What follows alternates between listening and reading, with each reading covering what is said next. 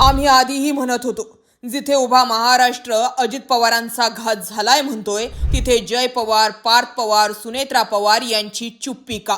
तिसऱ्याच दिवशी शपथविधी पार पडला, बैठका सुरू झाल्या, दौरे सुरू झाले. मात्र अजित पवारांच्या घातपाताबाबत काय झालं हे महाराष्ट्र विचारत होता. आणि आता उशिरा का होईना जय पवारांना सुद्धा अजित पवारांचा घातच झाला असल्याचं वाटतंय. आणि त्यासाठी जय पवारांनी एक मोठी मागणी केली आहे. राज्याच्या राजकारणात खळबळ उडवली जाणार आहे.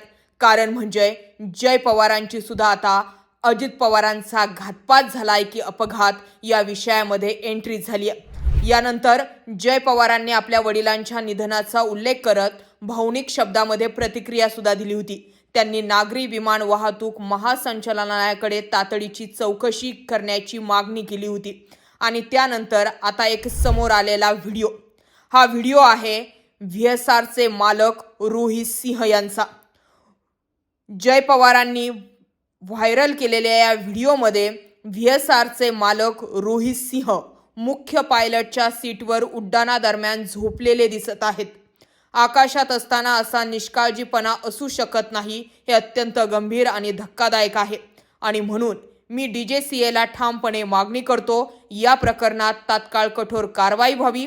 संपूर्ण चौकशी होईपर्यंत व्हीएसआरची सर्व विमाने तात्काळ ग्राउंड करण्यात यावी आणि रोहित सिंह यांना त्वरित अटक करून कठोर कायदेशीर कारवाई करण्याची मागणी जय पवार यांनी केली आहे. दुसरा मुद्दा, बापाचा घात झालाय हेच जय पवारांना समजतंय का, असा प्रश्न. दुसरा मुद्दा समोर आला तो म्हणजे माईक ऑन राहिला अन भांड फुटलं. सुनेत्रा पवार, सुनील तटकरे आणि प्रफुल्ल पटेल यांची संयुक्त एक पत्रकार परिषद झाली. मात्र या पत्रकार परिषद सुरू होण्याअगोदर जे काही माईकमध्ये रेकॉर्ड झालं ते धक्कादायक होतं. आमदार सरोज अहिरे, आनंद परांजपे यांच्यामध्ये सुरू असलेला वार्तालाप समोर आला.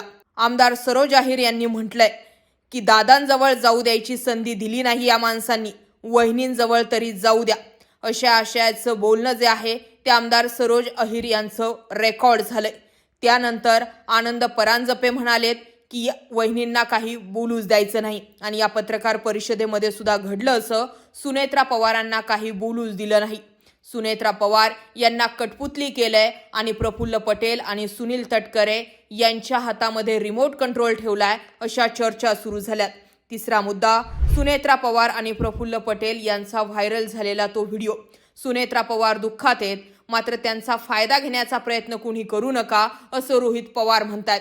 कुणी खांद्यावर हात ठेवतंय, कुणी हाताला धरतंय, असं चालणार नाही. काकींजवळ वागताना व्यवस्थित वागा, असं रोहित पवारांनी म्हटलं, ते याच व्हिडिओमुळे.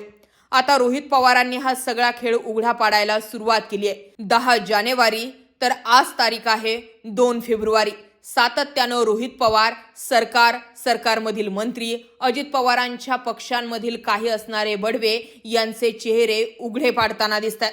आता या सगळ्या घडामोडींमध्ये शेवट नेमका कसा होतो ते पाहण्यासारखं आहे. मात्र जय पवार यांना उशिरा का होईना शहाणपण सुचलंय, मात्र आपल्या बापासोबत काहीतरी घडलंय असं वाटत असल्याचं देखील आता बोललं जातंय. या सगळ्या घटनाक्रमांकडे तुम्ही कसं पाहता, जरूर व्यक्त व्हा.